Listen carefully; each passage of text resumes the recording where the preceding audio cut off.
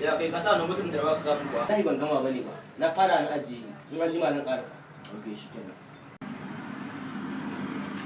Ya ga kaga hada kayan nan da yayin da ke ba kuwa.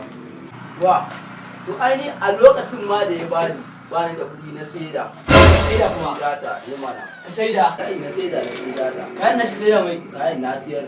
Lokacin da mulkin da ya wucewa yanzu ka ga ya zo wucewa yanzu zai iya biya nan wannan fa. Iya duka na zai yi yaro. A ba kai da shaye-shayen sai zo kuma samu matsala. Shaye-shaye to iya duka na zai yi yaro. Kai ka san bai su lokacin cewa da zuwa dan gudu ba. Kuma zai iya biya nan wannan wallahi. Idan ya kai ba fa iya ba duka na ne ba. Kuma ina sane na sai da shi.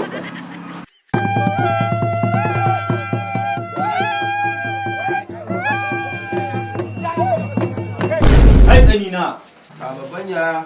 Wai na kayan nawa ne? Ai kayan nan naka lokacin ma da ka ban ma na riga na gama. Wannan na ba ya sa bute. Yanzu ba dan gudu zaka je ba. Man ka sani kuwa. Amma ba zama zan yi a can ba. Kawai maro zan karɓo na dawo. Minti 5 ma ta yi yawa.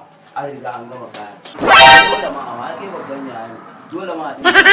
Wa dai kiyaye. Ma lafiya babban ya.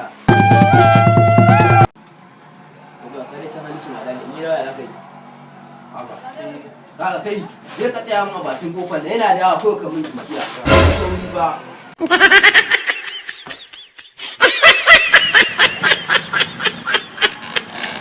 An karo ba. Hai, ina mai gidan naka? Za ka kuma mutum ta gida ya tafi jana'iza. Ta yi me? Inna lillahi wa inna ilaihi raji'un. No. Hai, to bari mu baka sako. Idan irin wannan ta ƙara kasancewa, ka gaya mai idan an yi mutuwa zai tafiya dinga tafiya da kafarsa.